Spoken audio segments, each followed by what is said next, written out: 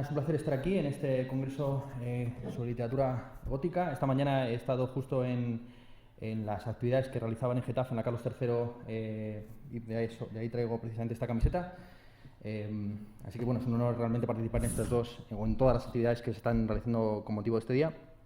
El tema del que voy a hablar hoy es la ficción orientada a los objetos, o más en general la literatura orientada a los objetos. ¿Qué es exactamente esto de la literatura orientada a los objetos? Bien, no es un tipo de literatura, sino que se podría considerar que es más bien una aproximación poética y estética a la literatura universal, no solamente del género negro o gótico. Se trata de una aproximación filosófica, pero también retórica, poética, estética, realizada por filósofos, profesores de literatura comparada, vinculados a lo que se ha venido llamando el realismo especulativo o la ontología orientada a los objetos. Bien, vamos a explicar un poco brevemente qué es esto de la ontología orientada a los objetos. Se trata de un marco filosófico desarrollado por principalmente Graham Harman y junto con otros autores que básicamente quieren cambiar el punto de vista de la filosofía occidental, yendo más allá del famoso giro lingüístico o cárcel del lenguaje de la segunda mitad del siglo XX, comprometiéndose ontológicamente con la existencia de objetos y entidades externas a nosotros. Bien, este compromiso ontológico, realista, va acompañado de un procedimiento especulativo mediante el cual se puede establecer una correlación entre la capacidad de conciencia humana y esa entidad o naturaleza parahumana o natural en sentido amplio. Como digo, se trata de una corriente muy amplia con muchas diferencias internas. Algunos ni siquiera aceptan en la categoría del realismo especulativo, materialismo especulativo o ontología orientada a los objetos. Pero todos se caracterizan, digamos, por estas dos notas, ¿no? Por un lado, un compromiso con la realidad externa de entidades objetuales o matemáticas, y un realismo que no es ingenuo, que no es el realismo del Carbonero, sino que entiende que hay un procedimiento gnoseológico especial llamado especulación, y cada uno lo entenderá de una manera. Hay una lectura, digamos, muy superficial de este movimiento que viene a afirmar que se trata de una suerte como de giro o de regreso a la filosofía prekantiana. Nada más lejos de la verdad, porque muchos de sus autores, por ejemplo Graham Harman, en realidad lo único que ha hecho ha sido generalizar la distinción fenómeno-noúmeno a la totalidad de los objetos, entendiendo que los objetos no interaccionan entre sí tout court, sino conforme a ciertas propiedades, lo que llamaban los empiristas propiedades secundarias, a saber, el fuego no interacciona con el color blanco del algodón, sino interacciona con su flamabilidad. Bien. Bien, la pregunta que quizás habría que hacer a este nivel de la exposición es ¿qué tiene que ver exactamente este realismo con un autor como Lovecraft, que en toda su correspondencia se declaró enemigo acérrimo de todo tipo de realismo? Bien, pues es una relación bastante paradójica. De hecho, los cuatro filósofos fundadores del realismo especulativo, en una reunión que se produjo en una universidad de Londres en 2007, declararon que eran seguidores fanáticos de Lovecraft, pero lectores de este autor ya habiendo alcanzado la madurez.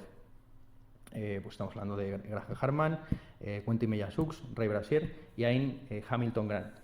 Estos cuatro filósofos entendían que, de alguna forma, lo que estaba haciendo Lovecraft con su ficción era, por así decir, la consumación de la filosofía, por decirlo rápidamente, ¿no? Y incluso en el libro que le dedica Graham Harman a Lovecraft, dice literalmente que para él Lovecraft es lo mismo que para Heidegger Hölderlin, literalmente, ¿no? O sea, la realización poética de aquello que le está planteando filosóficamente. Bueno, antes de entrar ya de lleno, digamos, en los autores de esta literatura orientada a los objetos, insisto que es una literatura que pone el punto de vista, digamos, no tanto desde la perspectiva de un sujeto consciente humano, sino intentando ir más allá del pensamiento y pensando ese mundo sin nosotros. Antes de entrar en eso, quisiera hacer una pequeña distinción muy rápida entre poética y estética, porque hay un debate interno, no del todo explicitado, entre los que se atienen a una corriente y a la otra. Bien, por decirlo rápidamente, Graham Harman entiende que la filosofía primera, el gran debate que viene desde Aristóteles, pues no es la política, no es la metafísica, sino que es la estética. Como ya he dicho, Graham Harman lo que hace es generalizar la distinción fenómeno-númeno a la totalidad de los objetos. Así, en un libro que tiene titulado El cuádruple objeto, él entiende que un objeto está compuesto de sus cualidades sensibles, el objeto sensible, el objeto real y sus cualidades reales. Dependiendo de la relación que se establezca entre estos cuatro tipos de objetos, o tres, porque tiene otra conferencia titulada Tercera Mesa, donde recupera una conferencia de un famoso físico, el físico que de hecho hizo las observaciones que confirmaban la pertinencia de la teoría de la relatividad de Einstein para analizar la trayectoria de Mercurio. Bien, no recuerdo el nombre de este físico, pero este físico en concreto dio una famosa conferencia en Oxford titulada Las dos mesas, donde él afirmaba que había dos tipos de mesas: la mesa fenomenológica, la mesa que experimentamos en nuestro día a día, y la mesa científica, ¿bien? Que era una mesa reducida a propiedades controlables, que se pueden predecir, matematizables, etcétera. Bien, lo que dice Graham Harman es que ninguna de esas dos mesas es la mesa real, sino que por debajo de esas dos mesas hay una mesa que se sustrae permanentemente a nuestro conocimiento. Bien, esto no es sino la generalización, insisto, del análisis de Heidegger, del famoso el análisis del martillo que hace Heidegger al comienzo de Ser y Tiempo. Tal y como lo interpreta Graham Harman, ese análisis del martillo, que básicamente viene a decir que no nos preguntamos por el ser del martillo hasta que éste se rompe. Bajo la interpretación de Harman, insisto, no se trata de una suerte de pragmatismo, a saber que Heidegger estuviera diciendo que la naturaleza de un objeto en la experiencia cotidiana del Dasein, es que es muy difícil de traducir a un lenguaje que no sea el propio de Heidegger, ¿no? Pero rápidamente, antropomorfizando el lenguaje de Heidegger, diríamos que algunos interpretan en términos pragmatistas ese experimento, el experimento del martillo, entendiendo que la esencia del martillo, antes de romperse, consiste precisamente en su uso. Bien, frente a ese tipo de interpretaciones, Graham Harman señala que el ser del martillo no es ni su función práctica, ni su ser para otro, ni, digamos, el eidos husserliano por el cual uno se pregunta una vez se ha roto, sino que el objeto del martillo propiamente dicho es una entidad que se sustrae a todo conocimiento. Bien. Bien, entonces, como digo, partiendo de esta división entre el objeto real, el objeto sensible, las cualidades sensibles y las cualidades reales, Graham Harman pues articula toda una ontología que tiene un componente claramente estético. ¿Bien? Él cree o afirma que la relación entre un objeto real y sus cualidades sensibles es el espacio. La relación entre el objeto sensible y las cualidades sensibles es el tiempo. ¿Bien? La forma en la que se relaciona un objeto sensible consigo mismo, eso se realiza a través de la dimensión del tiempo.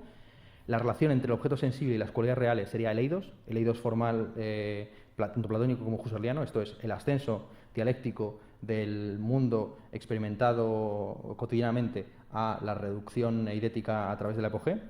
Y, por último, la relación entre el objeto real y sus cualidades reales sería la esencia. La esencia, además, él lo dice en términos de Zubiri, porque una cosa que es muy interesante para nosotros, digamos que estamos hablando desde Madrid y en castellano, es que Graham Harman tiene un verdadero entusiasmo por los filósofos españoles. En concreto, él afirma que José Ortega y Gasset es el Heidegger que se entiende y que es el autor que seguramente más la ha influido, en concreto el texto Ensayo de estética a manera de prólogo, donde Ortega y Gasset hace el experimento de ponerse en la mente de una taza de café, si no recuerdo mal. Bien, entonces, digamos, esto es lo que entiende realmente Graham Harman por estética, que es algo muy parecido a lo que entendía evidentemente Kant por estética, que no tiene nada que ver con la teoría de las artes ni la teoría de lo bello, sino más bien pues, con las condiciones de la experiencia sensible, entendiendo que no solamente nosotros, seres humanos, sino también los propios objetos interaccionan conforme a fenómenos. ¿Bien? Entonces se trataría de una suerte de estética fenomenológica que está, digamos, en fuerte enfrentamiento, aunque no se explicite nunca, con la llamada poética especulativa de Avanasian. Arne Avanasian es un filósofo alemán que ha publicado bastantes textos. De hecho, él hizo la recopilación de todos los textos sobre el movimiento aceleracionista, y a mí me parece muy interesante todo su trabajo de poética especulativa, porque de alguna forma viene a matizar algunas cosas que al comienzo de la trayectoria de este movimiento del realismo especulativo estaban planteadas de una manera muy dogmática. Por ejemplo, en un texto, a mi juicio maravilloso, titulado Poética especulativa, reflexiones preliminares, dice lo siguiente Avanasian. De acuerdo a un mito muy acogido, el giro lingüístico mantuvo a los deconstruccionistas, estructuralistas y a los filósofos analíticos operando bajo las premisas del poder discursivo por todo un siglo de tinieblas y distanciado de los sentidos. Pero este esfuerzo revisionista al nivel histórico discursivo es un síntoma de un profundo malentendido. Está basado en la malinterpretación simplista en la que los nuevos realistas especulativos se adhieren no de manera menos caprichosa que todos los filósofos lingüísticos, ya sean deconstruccionistas, estructuralistas o analíticos, y se reúnen entre ellos en un solo frente unido. El dogma compartido por ambos lados es una creencia en la arbitrariedad y, por lo tanto, en la no referencialidad del lenguaje. que es lo que va a defender él, ¿no? Que el lenguaje realmente sí refiere y que por lo tanto se puede trabajar sobre el lenguaje como materialidad, ¿bien? Y no simplemente como una especie de flatus voci o a la manera nominalista o de algunos de estos autores, ¿bien? Y continúa diciendo, si la poética especulativa toma un interés en la literatura, no lo hace primariamente para descubrir trabajos individuales o las poetologías de sus autores, sino más bien porque la literatura constituye lo que puede ser llamado un laboratorio de investigación no arbitrario del lenguaje. La tesis es que ni la aistesis, ni la percepción del mundo, ni la noiesis, el pensamiento del mundo, puede existir sin la poiesis, sin la creación del mundo y su alteración. Por ende, cada teoría del lenguaje también requiere de una poética del pensamiento. ¿Bien? Yo creo que está aquí expresado de una manera muy sucinta y elocuente pues la tesis suya, ¿no? de que el mundo no se experimenta, sino que se hace, se crea. Y que el objeto estético no está dado de antemano, sino que pues deriva de la confrontación, de una cierta intención poética. ¿Bien? Más adelante, él aborda también la cuestión de la temporalidad. En realidad se trata de un autor muy influenciado por Walter Benjamin, ¿no? La idea de Walter Benjamin de que la revolución no solamente tiene que anticipar o mejorar las condiciones de vida del futuro, sino redimir, por así decir, el pasado. Y él entiende y él ha trabajado mucho todo lo que tiene que ver con la literatura escrita en presente. Bien, en presente indicativo, por ejemplo, literatura novela histórica que está escrita en presente. Bien, no nos interesa meternos en esto, simplemente pues señalar cómo este autor, subrayando la manera de Cuente y Meillassoux, que los hechos son contingentes, no se atiene ni a una estética en el sentido Graham Harman que hemos especificado, ni a una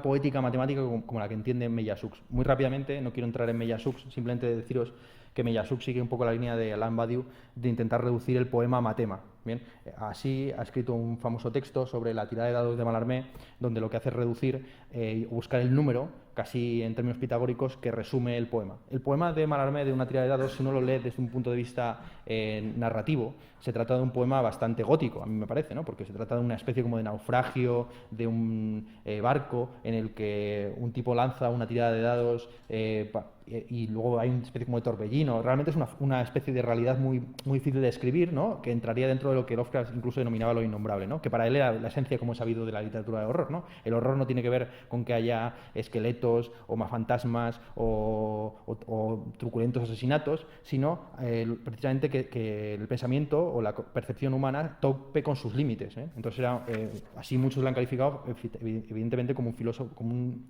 escritor casi kantiano, ¿no? Bien, como estamos en un congreso de literatura gótica, yo quisiera empezar por los inicios, ¿bien? A saber, gótico, como he sabido, y esto está en la estética, en la teoría del arte de finales del siglo XVIII, comienzos del XIX, se refiere al arte producido por los godos, ¿bien? Y tal y como está, por ejemplo, expuesto en Goethe, cuando Goethe reivindica, por ejemplo, las catedrales de Alemania frente al clasicismo romano, tiene que ver, es una contraposición que se establece entre lo gótico, esto es lo heredado de los godos, lo moderno, entendido como lo cristiano, frente al clasicismo romano pagano. ¿Bien? Así, el primer escritor gótico, a mi juicio, no solamente por esto que he dicho, sino por el contenido mismo del libro, es Dante. ¿Bien? Dante, el infierno de Dante, a mí me parece, digamos, la fuente de la que emana la mayor parte de las fantasías de la literatura de ciencia ficción universal, ¿no? Y así lo han entendido buena parte de estos autores que estoy comentando, de la ontología orientada a los objetos y el realismo especulativo. En concreto, Eugene Zacher, en el tercer volumen de El horror de la filosofía, trata, que se titula Tentáculos más largos que la noche, trata precisamente a Dante como un autor importantísimo, entendiendo que Dante incluso cuando describe la ciudad de los heretas, de los heréticos, de los herejes, en el sexto anillo del infierno, está escribiendo básicamente lo que luego será la figura de zombie. ¿Bien? Lo que describe allí básicamente es que los herejes están condenados a arder en tumbas abiertas que están encendidas por fuegos por debajo del suelo, ¿no? Bien, lo interesante resumiendo brevemente, el objetivo de la trilogía de Eugene Zacher, la filosofía del horror, es darle la vuelta, perdón, la filosofía del horror. El horror de la filosofía consiste precisamente en darle la vuelta a este sintagma, ¿no? De modo que no estemos hablando de una filosofía adjetiva, ¿no? De una filosofía que se ocupa de una manera genitiva de establecer una suerte de ontología o poética especial o regional, como si la filosofía tuviera que explicar el chiste detrás, o sea, la gracia detrás del chiste o por qué una cosa es terrorífica o no, sino que lo que él intenta Eugene Zacher hacer en esta trilogía del horror de la filosofía es explicar aquello que hay de horroroso en la filosofía, saber que revela nihilistamente que el mundo no se preocupa por nosotros, y lo que hay de filosófico en el horror, ¿bien? Que viene a ser precisamente esto, la constatación de que hay un mundo que no es que se pueda decir que sea inhumano, o sea, que esté en una relación, por lo menos, de negación con nosotros, sino que es parahumano o ahumano, ¿bien? Que no atiende ni siquiera a nuestra propia lógica.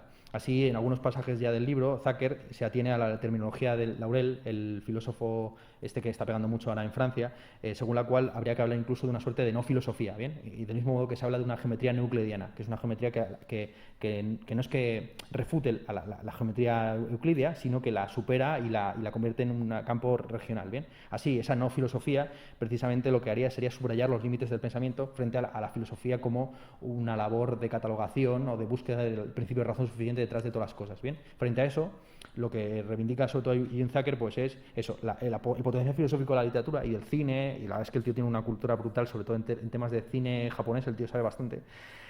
Y es en este tercer libro, insisto, donde él se preocupa de Dante y establece lo que podríamos calificar como disyunciones lógicas o contraposiciones lógicas que han ido estructurando la literatura de diversos periodos históricos. A mí esto me parece lo más interesante del libro y yo quisiera exponerlo aquí porque también tiene mucho que ver con lo que se está hablando aquí de alguna forma, ¿no? Bien, según Thacker, esto es discutible, pero por lo menos me parece interesante, ¿no? Y novedoso, sin lugar a dudas. En la Edad Media, la dicotomía principal en términos lógico-literarios era entre mostrar y ocultar. Bien, la famosa aletheia, que él, en lugar de situarla en los griegos, o en Heidegger, la sitúa en la Edad Media. Y él cree que el método filosófico pertinente para esta dialéctica del mostrar y ocultar es la fenomenología. Y yo estoy completamente de acuerdo. Yo, que soy un antifenomenólogo fervoroso, pues sí que creo que realmente se trata de un método filosófico medieval. Esto se traduce literariamente en los itinerarios místicos, los bestiarios y los tratados de demonología, donde, como es sabido, se utiliza permanentemente el recurso de lo que es visible, de lo que es análogo, de la teología negativa, etc. ¿Bien? La Ilustración, a juicio de Thacker, la dicotomía lógico-literaria principal era entre saber y creer, o entre razón y fe. Como veis, es muy interesante porque va, por así decir, predicando de cada periodo lo que se presupone del anterior. ¿Bien? Entonces, de Edad Media le predica la distinción entre mostrar y ocultar, que presuntamente es griega, y a la Ilustración le predica la contraposición entre fe y razón, que presuntamente es medieval. ¿Bien? Así, según Thacker, en la Ilustración sería más importante el aparato cognitivo que los fenómenos propiamente dichos. Y literariamente esto se expresa a través de la novela gótica, la poesía del cementerio, los cuadernos del terror y la literatura decadente. Por último, en la época moderna nos encontraremos que, en términos, está hablando desde Estados Unidos, bien, entonces entiendes por época moderna principalmente el largo siglo XIX. La contraposición más viva sería entre pensar y ser, bien, y esto se traduce en los cuentos precisamente de Lovecraft y compañía, en el que pues eso, hay algo que es pensable pero que no puede existir, o hay algo que existe pero que es impensable. Bien, y finalmente, y esto es lo que me parece interesante, aplicado al presente, porque la idea es llegar en algún momento al New Weird y a Reza Negarestán y compañía, la contraposición sería entre lo uno y lo múltiple. ¿Bien? Esto me parece fascinante porque es una distinción evidentemente que está en Parménides, pero que a su juicio es más pertinente a día de hoy, donde los grandes debates científicos pues consisten, por ejemplo, en si se va a unificar o no las dos explicaciones físicas del mundo, ¿no? La explicación relativista para el mundo macroscópico y la explicación cuántica para el mundo microscópico. Entonces dice lo siguiente Thacker sobre el periodo presente. En el presente se doblan los géneros, la teoría se convierte en ficción, la ficción es especulativa y lo que nos dice el frío racionalismo de las ciencias es más horrorífico, bien, aquí hace una mezcla entre horror y terror, es más horrorífico que cualquier cuento de Lovecraft o de Poe. Nuestra propia era está acosada por la sombra del futuro, precisamente porque no hay futuro. Bien, ¿qué es lo que le interesa a Thacker realmente de Dante, que es el autor del que estamos hablando ahora mismo? Le interesa sobre todo la metáfora del cuerpo político, porque, como he sabido, desde las primeras ediciones que se hicieron de la Divina Comedia, había un interés por ilustrar cómo funcionaba la arquitectónica del infierno, ¿no? Que, con sus anillos, sus cascadas, sus saltos, etc. Bien, ya por ejemplo, en el 1506 se hace una edición, la de Benivieni, en la que se recurre al trabajo de un matemático, Antonio Manetti, para intentar hacer visible, con los trabajos de perspectiva bastante innovadores en la época, la forma que tendría ese infierno. Y es un gran desafío realmente artístico el hecho de la representación de lo que está sucediendo allí, porque en ocasiones es muy confuso realmente. Bien. Entonces, lo que le interesa a Thacker de Dante, insisto, es cómo Dante está representando en algunos pasajes de la Divina Comedia la metáfora clásica del cuerpo político que está en Platón, con la analogía entre las tres partes del alma y las tres clases sociales de la República, y que pasa al medievo con la metáfora de los dos cuerpos del rey, el cuerpo místico y el cuerpo real, ¿no? El cuerpo físico del rey. Bien, en el canto 14 del infierno aparece una figura que le interesa mucho a Thacker, que es la del viejo de Creta, versos 94 y 120, que es una figura que, tomada básicamente del libro de Daniel, el famoso sueño de Nabucodonosor, donde Nabucodonosor le pide al profeta que le interprete un sueño en el que aparece un gigante con cabeza de oro, torso de plata, piernas de bronce y pies de barro, sobre el cual cae una suerte de meteorito que le derrumba. ¿Bien? La interpretación que ofrece Daniel es que la cabeza es la representación del imperio babilónico, el torso la representación del imperio persa o medo, el bronce la representación del imperio macedonio o griego, y el hierro sería en la República Romana y el barro sería precisamente el imperio romano, que terminaría siendo destruido por el meteorito, que no es de este mundo sino del otro, del pueblo judío. Bien, junto con esta metáfora, junto con esta metáfora de la destrucción y de la posible decadencia del cuerpo político, entendido como un objeto que tiene su propia lógica y que puede, de hecho, no tener en cuenta las prolepsis o las intenciones de sus partes, dentro de esta arquitectónica del poder, Thacker también analiza dos pasajes muy interesantes de la Divina Comedia, a saber, el encuentro con Mahoma y el encuentro con Bertrand de Born. Mahoma, como es sabido, aparece en el anillo de los herejes, siendo despedazado, porque se considera que el Islam no es sino una escisión del cristianismo. ¿Bien? Así, del mismo modo que él provocó la escisión entre las diversas partes de la religión ecuménica católica, así su propio cuerpo está siendo despedazado. ¿Bien? Entonces hay una analogía ahí entre lo que le sucede al cuerpo del particular y lo que él hizo en vida. ¿Bien? Una suerte como de retribución así muy chunga. Eso es lo que sucede también en el caso de Bertrand de Born, quien, según la historia, según cuenta Dante, se le decapita por no haber respetado la jerarquía y haber incitado a un príncipe a rebelarse contra el rey. Bien, entonces una metáfora muy clásica, ¿no?, que está, por ejemplo, en el grupo Acefal, de la destrucción de toda jerarquía a través del corte de la cabeza, o que está en la propia Revolución Francesa, evidentemente, ¿no? Por último, aparecen los falsificadores de la moneda, que habían sido anatematizados, por ejemplo, por Santo Tomás, quien decía que quien falsificaba moneda era similar a quien falsificaba la doctrina de Cristo, y que a quienes se les castiga en el infierno con la plaga y la lepra. ¿Bien? Y de este modo se está representando la corrupción interna del cuerpo político. Bien, entonces lo único que se está intentando, o sea, lo único que le interesa a Thacker realmente de Dante, más allá de la metáfora del amor, etcétera, que es algo que sí que le interesa bastante más a Hartmann, a quien también le ha dedicado un libro a Dante titulado El martillo roto de Dante. Lo que le interesa a él es cómo el cuerpo político, en tanto que objeto, es un cuerpo político monstruoso, ¿bien? Al que le salen dos cabezas, tres almas, etcétera. ¿Bien? Aquí, y cómo ese cuerpo político estatal, que siempre se ha querido entender, o bien desde el paradigma de la familia, que es el modelo aristotélico, o bien desde el paradigma del propio cuerpo humano, pues siempre ese marco siempre ha estado en trance de ser superado.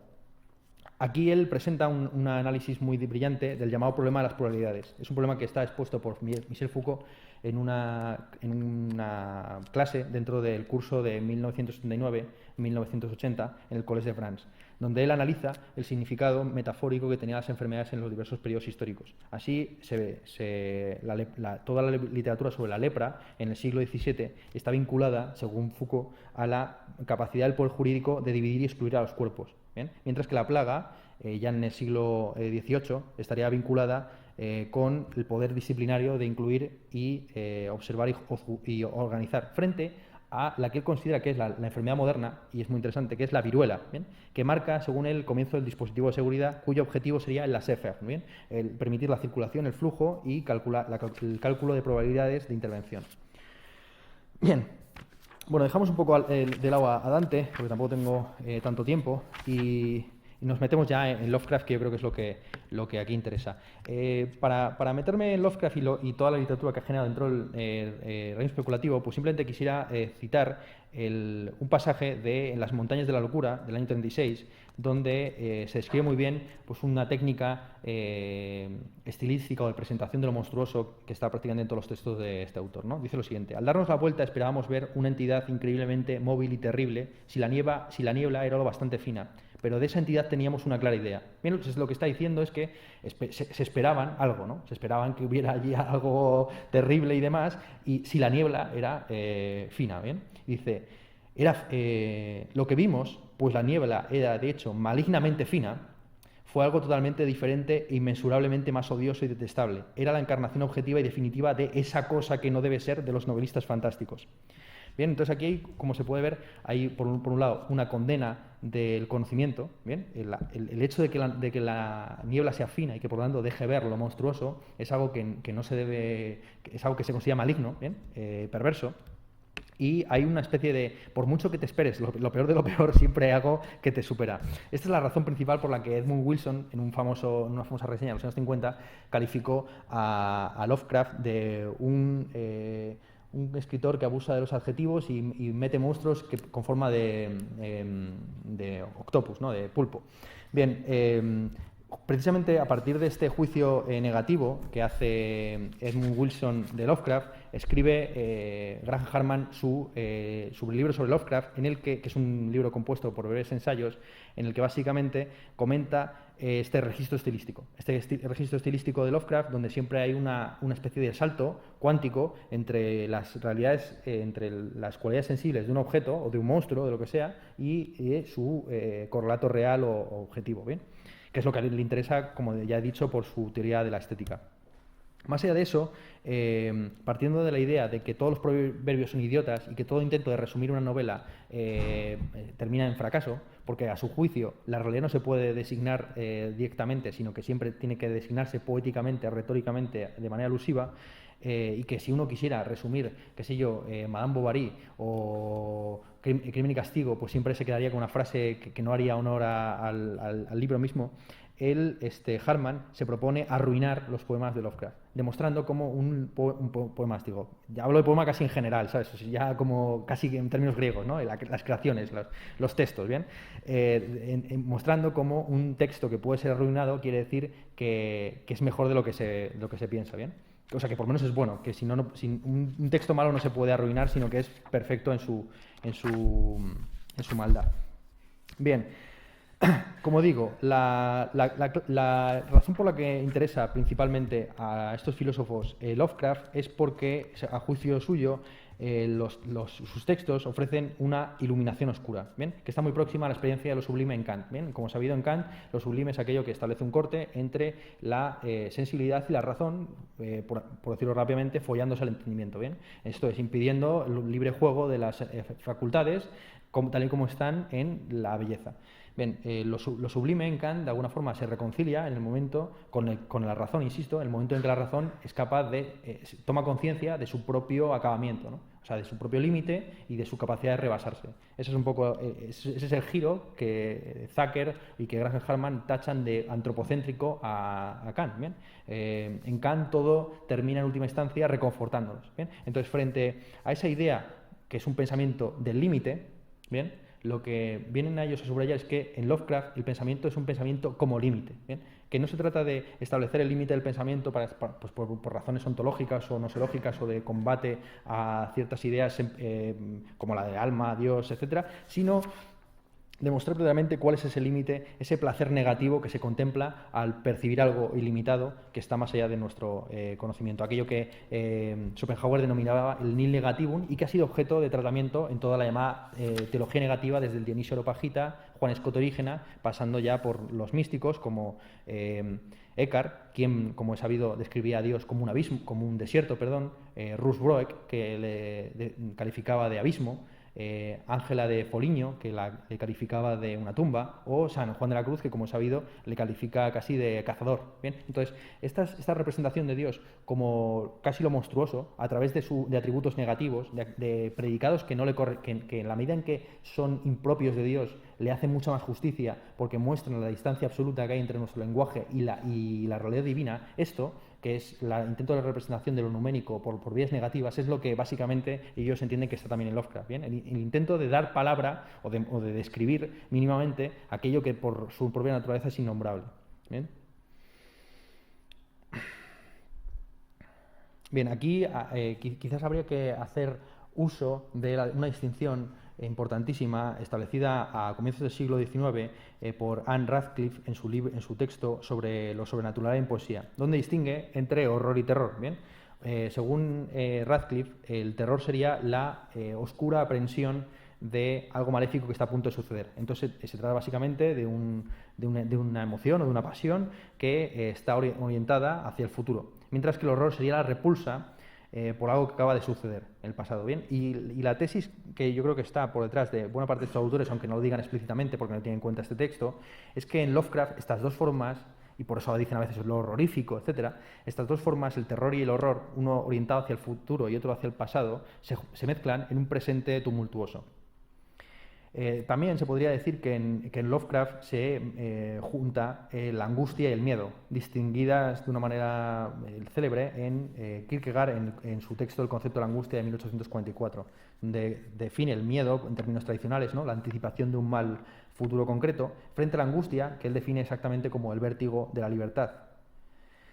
Un caso que está en el propio libro de Kierkegaard, en el que la angustia se junta con el miedo, a su juicio es cuando miramos al abismo. ¿Bien? Tenemos por un lado miedo de caer, pero por otro lado también tenemos ese vértigo a la libertad que nos da el pensar qué pasaría si saltáramos. ¿Bien? Bien, dice lo siguiente Lovecraft en su ensayo, ¿no?, El horror sobrenatural en la literatura. El verdadero cuento raro tiene algo más que un asesinato secreto, huesos ensangrentados o una forma esquelética bajo una sábana agitando unas cadenas conforme a la norma. Una cierta atmósfera de angustia irrespirable e inexplicable de las fuerzas exteriores y desconocidas debe estar presente, y debe haber un indicio expresado con toda la seriedad y carácter portentoso que permita al objeto de la más terrible concepción del cerebro humano, una maligna y particular suspensión o derrota de esas leyes fijas de la naturaleza que son nuestra salvaguardia contra los asaltos del caos y los demonios del espacio desentendido. Y más tarde, ¿no?, la emoción más antigua, este es el pasaje más conocido seguramente de este ensayo, ¿no?, la emoción más antigua y fuerte de la humanidad es el miedo, y el más antiguo y fuerte tipo de miedo es el miedo a lo desconocido. Bien, cuando el editor de Weird Tales, Farnsworth Wright, le preguntó a Lovecraft que si sus cuentos eran pesimistas, él dijo que no, que eran indiferentistas. Esto es un pasaje también muy conocido y citado. Dice lo siguiente: no cometo el error de pensar que el resultado de las fuerzas naturales que rodean y gobiernan la vida orgánica tenga ninguna conexión con los deseos o los gustos de ninguna parte de ese proceso vital, ni siquiera para no satisfacerlos. Bien. Bueno, vamos cerrando porque tampoco tenemos tanto tiempo y quisiera dejar turno para la ronda de preguntas, y nos vamos entrando en un autor que yo creo que hace el cierre casi histórico de lo que la literatura negra, o cómo se llama los nombres, ¿no? Literatura negra, literatura gótica, literatura de ciencia ficción terrorífica, que es Thomas Ligotti. ¿Bien? Thomas Ligotti tiene, ya desde su primer libro, ¿no?, Songs of a Dead Dreamer, a mi juicio lleva a su consecución lógica pues todo un proceso, por así decir, de abstracción de la literatura de terror, que empieza con el impresionismo de Edgar Allan Poe, ¿no?, en algunos cuentos de los cuales pues no sabe qué está pasando hasta el último casi párrafo. El estilo documental de Lovecraft, que como he sabido recurría a métodos expositivos científicos y ponía como protagonista de sus cuentos a siempre profesores de universidad para darle un tono como de objetividad en el que esas entidades siempre eran o bien una alucinación o bien algo que estaba casi documentalmente cartografiado. pasando por autores de posguerra, ¿no? Como el caso de Ramsey Campbell. Bien, Thomas Ligotti, a mi juicio, lleva este proceso de abstracción, bien, de ir depurando el propio contenido de lo que se está contando a su lógica conclusión, de tal forma que en un contexto de los años 80, donde se llevaba mucho pues, un tipo de lenguaje muy explícito y de violencia gore dentro de la literatura de terror, él en este libro y luego en los posteriores se caracterizó por un tipo de literatura prácticamente conceptual. Así que algunos hablaban de concept horror, ¿no? De horror conceptual, en el que no hay ni siquiera trama, sino que se trata prácticamente de un género prácticamente ensayístico. Bien, estas dotes o esta capacidad que tenía Ligotti para el ensayo lo ha demostrado recientemente, bueno, ya hace tiempo, pero que el libro se ha traducido al castellano recientemente en un texto titulado La conspiración contra la especie humana, donde él muestra sus cartas filosóficas, que son cartas además bastante inusuales, porque él, su principal influencia es Zapffe, un autor escandinavo, que es imposible encontrar nada en ningún idioma realmente. Yo no sé ni en qué idioma lo habrá leído Ligotti, porque se trata de una suerte de antinatalista, un tipo de estos que cree que la especie humana no solamente debería dejar de reproducirse, sino que debería de manera voluntaria buscar las mejores vías para finiquitarse. Y así Ligotti llega, a través comentando a este autor, a lo que él denomina la paradoja de Zapffe. A saber, la mayor utilidad de la conciencia consiste en revelar su propia inutilidad. En realidad esto es Sócrates 1.0, ¿no? O sea, a mi juicio. Solo sé que no sé nada, por decirlo rápidamente. La idea básica Zapffe, a la manera casi de Pascal, identifica o diagnostica, tal y como lo expone Ligotti, porque como he dicho, me ha sido imposible encontrar realmente ningún texto de este señor en ningún idioma que yo maneje, diagnostica los medios por los cuales el ser humano pues, ha querido sustraerse a esta idea de que la conciencia humana es una especie de entidad casi extraterrestre. ¿Bien? Pues, como por ejemplo limitar el pensamiento a través del dogma religioso o convertir a la propia ciencia en cientificismo, en religión. Una cita de Zapffe para abrir la boca, ¿no? Para sobrevivir tenemos que creer que somos lo que no somos, seres contradictorios cuya continuidad no solo empeora nuestra situación como mutantes que encarnamos la retorcida lógica de una paradoja. Para corregir esta pifia tenemos que desistir de procrear. ¿Qué puede ser más juicioso o más urgente, existencialmente hablando, que nuestro olvido autoadministrado? Bien, junto con Zapffe, Ligotti tira de, también, insisto, autores más o menos secundarios, como el caso de Carlo Michelstetter, quien da, digamos, imagen a la portada de la traducción del libro de Ligotti al castellano, con su tesis de que los hombres son una suerte de marionetas bajo la poder agente de fuerzas cósmicas que pueden existir o no. Así seríamos como una especie de entes pasivos ante una conspiración que no tiene conspiradores. También se apoya, evidentemente, en Mailänder, el discípulo de Schopenhauer, que postuló una voluntad de muerte y que especuló sobre el suicidio de Dios y, coherentemente, pues se terminó suicidando.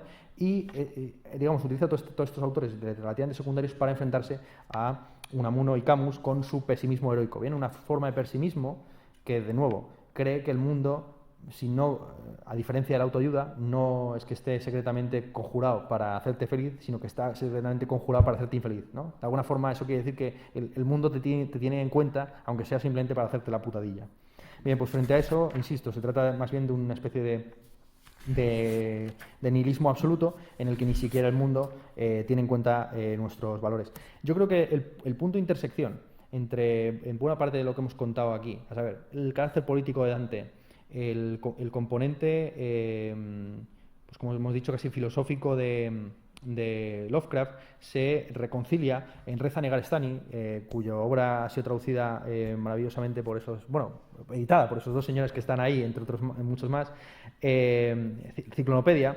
Se trata de un tratado, insisto, en el que se conjugan los dos elementos. El propio Reza Negarestani, en un texto, ya voy cerrando, que a mí me interesa mucho, que es una suerte casi de declaración poética, All of a Twist, explica cómo su objetivo principal en esa novela, cuyo trama no puedo ni siquiera aquí exponer porque es una confusión en la que básicamente se toma como agente político y social y cósmico al propio Oriente Medio, entendiendo que la Tierra es una suerte de máquina viva que está expeliendo pues, el petróleo, como un cadáver negro del Sol, ¿no? Es la figura que él utiliza.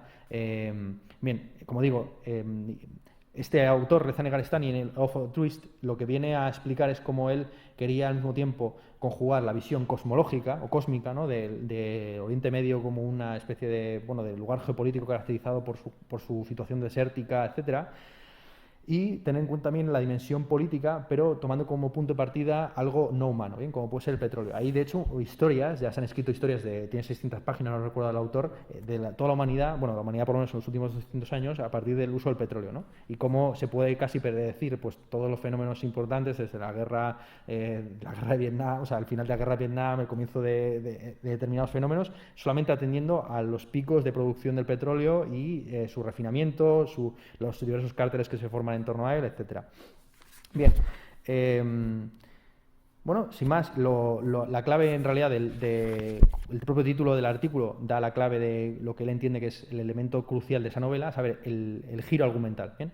Un giro argumental que no consiste simplemente en violar las expectativas del lector, como si el lector fuera pues una especie de idiota que está siendo engañado, que está siendo llevado de la mano hacia un final predecible para luego ser contradicho, sino que el propio giro argumental, tal y como lo realiza Reza Negarestani en la Ciclonopedia, consiste en ir saltando también de un formato a otro, bien, mostrando cómo ese horror conceptual se puede encarnar también metaliterariamente. Esto también se ha visto, y a cierre, en una obra que podría incluirse en este compendio, a saber, La casa de hojas de Danielewski. La casa de hojas de Danielewski, que ha sido elogiada por la mayor parte de los autores dedicados a la ciencia ficción y a la literatura de horror, en realidad no es sino el intento de traducir también a la propia textualidad del lenguaje, y esto es algo que le gustaría mucho a Benasian, ¿no?, que entiende que el lenguaje también es materia y que es realidad, y que no es simplemente una relación entre dos términos, que transformar a ese lenguaje que es material la propia estructura de una casa que es más grande por dentro que por fuera. Y con eso pues termino. Muchas gracias.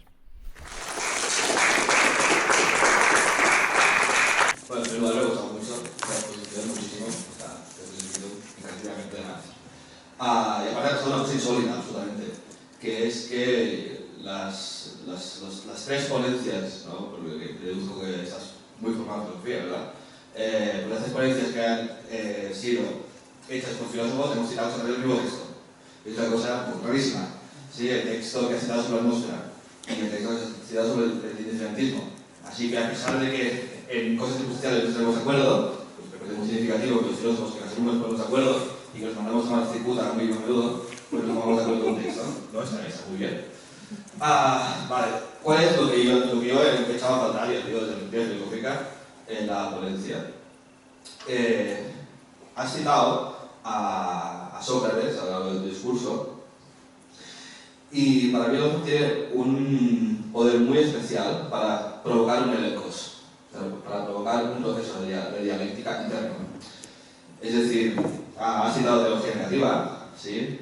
Por ejemplo, ha citado a San Juan de Cruz, ¿no? San Juan de Cruz es verdad que tiene poemas de este estilo de Dios que es un cazador, pero tiene textos absolutamente distintos. Por ejemplo, el término de lo supe. Dice, el que allí llega al deber de sí mismo desfallece. ¿Cuánto será el primero? Mucho abajo le parece y se queda recibiendo toda la ciencia trascendiendo. ¿Sí? Es otra forma de acceso a ese orgullo que era horroroso. Entonces, otra cosa que has mencionado, que me parece muy interesante, es que, como sabes, entre las tres críticas, de la cultura dogmática y la del juicio, no hay libro de continuidad, y eso ha salido muchas escuelas, algunas beneficiando la ciencia pura, otras a la estética, Fichte con la práctica, por ejemplo. Y sí que es verdad que hay una cosa que yo estoy bastante en contra, que es de lo que ocurre en Lovecraft, aunque me insinúa, Kant lo dice en los prolegómenos, que es que la naturaleza es la legiformidad del entendimiento. Es decir, ¿qué es la naturaleza? La naturaleza no es un factum, la naturaleza no es algo que se encuentre alrededor nuestro y que nosotros categoricemos, sino que es la propia categorización tomada como universal. Eso es la naturaleza. Porque sí, la naturaleza es por definición legal. Y cuando vamos hasta el límite de esa legalidad, es cuando sale eso que dices tú de lo sublime. Y eso yo lo vinculo mucho con la teología negativa, precisamente para posibilitar un proceso de elencos, de dialéctica, tanto ascendente como ascendente. Porque aquí te explico mi humilde lectura, evidentemente. Lovecraft sirve muchísimo para no saber absolutamente nada. Pero eso es buenísimo, porque te obliga a saber algo. Es decir, en la medida que yo no sé absolutamente nada, porque estoy yendo a los límites de mi racionalidad, que es una ilusión, pero bueno. Porque de verdad, en eso yo soy muy hegeliano. Hegeliano en el sentido Pero sí que es cierto que o hay razón o hay sin razón, y sin razón no se puede vivir, a no ser que hagamos su pista de cojones. Entonces, lo que yo digo es que precisamente porque nos lleva hasta el límite de la racionalidad, nos reconocemos en eso que no somos y lo que no somos se hace presente. Y eso nos obliga a un proceso de gnosis, de poiesis, que has usado tú. Es decir, ese proceso de autoconocimiento debe nutrirse de todo lo que somos, porque, vamos a decirlo una vez, y todos a considerarte, es lo que se enseña en Platón, que es, hay un tío que está ahí, dice que hay un mundo de las ideas, ese mundo de las ideas es cojonudo, no sabes tú por qué, pues ya ves tú por qué tengo que estar en un mundo de las ideas y no sentirme. Esa es la lectura de bullshit de Platón, ¿no? La lectura potente, que se puede ver, por ejemplo, en el banquete, es que la idea nunca está presente. La idea es por decir lo que no está presente. Y en ese intríngulis entre no estar presente y estar presente es donde se produce ese proceso de dialéctica. Y eso precisamente se consigue con lo cósmico. Así que, precisamente, para mí, con esto acabo, Lovecraft es una escuela de la ignorancia. Pero precisamente es lo bueno, porque sin ignorancia no hay mayoría. Eso lo quería decir. Sí, muy bien dicho. Bueno, no ha sido una pregunta, pero ¿alguna pregunta más o algún comentario? Nada, ¿os ha dado tiempo a coger todo con lo deprisa que habláis? Sí, a ver lo preciso. ¿Estáis todos bien? Entonces... Pues muchas gracias. Gracias.